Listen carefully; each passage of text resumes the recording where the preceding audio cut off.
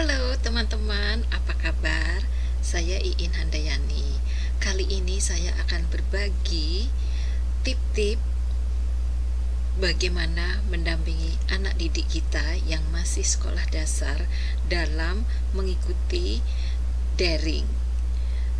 Jadi, tip-tip ini saya peruntukkan oleh para orang tua murid atau para pasangan muda yang masih memiliki anak-anak usia SD, ya. Yang pertama adalah jangan terlalu stres dulu, jadi calm down, walaupun tentunya bapak-bapak dan ibu-ibu menjadi lebih sibuk dari seperti biasanya, ya, karena biasanya anak-anak ada di sekolah, saat ini adalah di rumah terus, sehingga bapak dan ibu harus menghandle supaya aktivitas akademik anak-anak masih tetap berjalan dengan baik. Nah, fokuslah pada mata ajaran yang sifatnya itu dasar, ya. Misalnya matematik, kemudian bagaimana cara membaca, ya. Jadi membaca, menulis, dan juga matematik itu adalah yang paling dasar. Jadi fokus pada itu, kemudian yang lain, ya. Kemudian juga ketika melakukan aktivitas bersama anak, mungkin agak diselingi dengan video-video yang menarik, aktivitas yang menarik, sehingga anak-anak tidak merasa bosan dan kita sebagai orang tua juga tidak mudah terbawa emosi, ya. Kemudian yang kedua, itu usahakan setiap hari itu rutinitasnya itu sama. Jadi jangan berbeda-beda, jangan dinamis, ya. Jadi anak-anak kita sebetulnya tidak hanya yang masih kecil, tapi yang sudah dewasa untuk kuliah pun juga harus rutin. Jadi selama masa pandemik ini kita harus belajar dari rumah, itu usahakan buatlah jadwal yang rutin yang sama setiap hari, ya. Jadi misalnya waktu belajar itu dari mulai jam 7 sampai jam 10, ya, walaupun diselang-selingi, ya, tidak apa-apa, tapi waktunya itu terus, ya. Terus usahakan mungkin pekerjaan rumah tangga yang berat-berat itu dilakukan nanti setelah anak belajar, ya. Jadi supaya energi bapak dan ibu itu masih cukup baik untuk membimbing anak-anak kita, ya. Jadi memang ini agak berat karena kan misalnya mencuci, ya, harus menjemur, jadi menunggu matahari yang sedang bersinar cerah di pagi hari, sementara anak-anak kita juga sedang fresh-freshnya kalau di pagi hari. Jadi terserah bapak ibu bagaimana mengaturnya, tetapi berikan rutinitas yang sama setiap harinya, ya.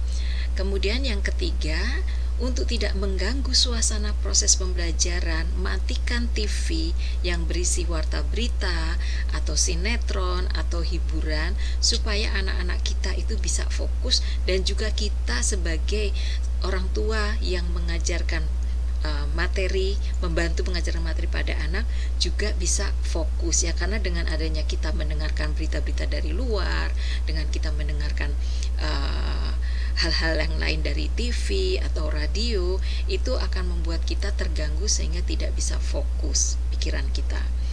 Kemudian juga yang keempat adalah kita harus selalu berhubungan erat dengan atau berkoneksi erat dengan para guru, ya. Karena kalau ada hal-hal yang kita tidak mengerti, anak kita tidak mengerti, kita menanyakannya langsung ke guru. Jadi sebaiknya kita memiliki nomor teleponnya guru, memiliki nomor WA-nya guru, atau email mungkin, ya, atau mungkin Facebook, sehingga kalau ada hal-hal yang harus ditanyakan secara langsung itu bisa ditanyakan langsung.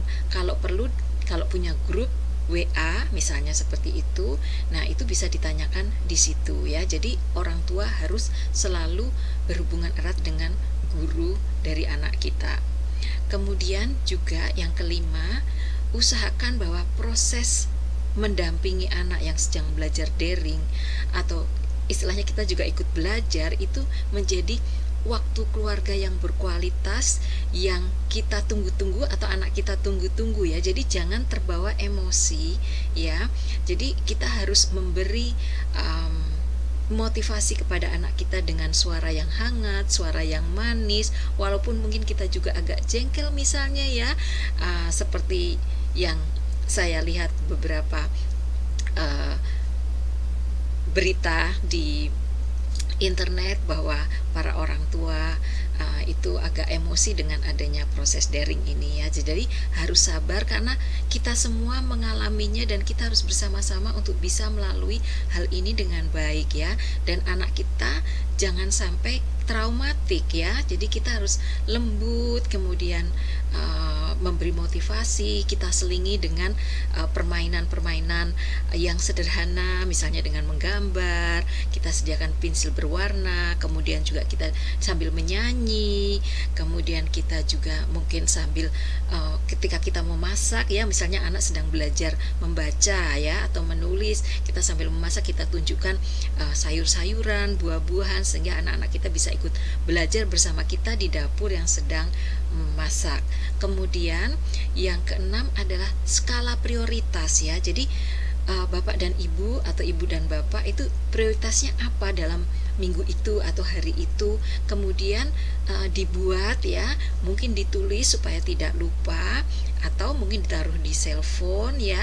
Jadi bisa menjadi pengingat setiap harinya, jangan sampai terbawa emosi karena kondisi anak-anak di rumah itu akan mempengaruhi pertumbuhan anak-anak kita. Nah, yang terakhir, ini yang perlu diingat untuk setiap keluarga Indonesia adalah proses pendampingan anak belajar di rumah dengan daring itu bukan tanggung jawab hanya emak-emak atau hanya ibu-ibu. Ini adalah kerjasama antara bapak dan ibu.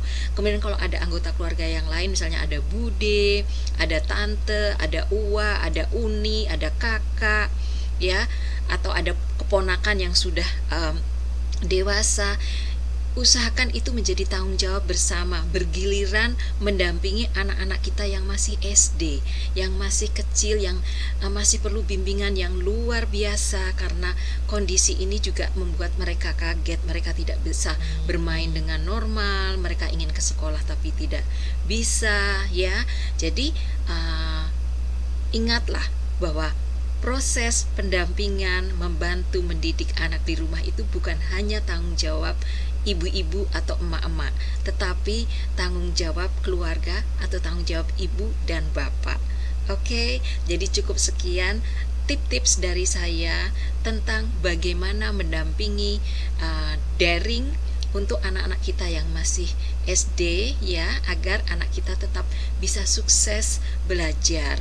Perlu diketahui bahwa anak-anak kita yang usia SD ini adalah generasi yang luar biasa, daya tangkapnya itu cepat. Hanya saja mereka mudah bosan. Jadi bapak ibu harus bisa dengan sabar mengajari mereka dan membantu mereka untuk memahami pelajaran-pelajaran yang diberikan oleh gurunya. Dan jangan lupa selalu kontak gurunya. Terima kasih sudah menonton video ini.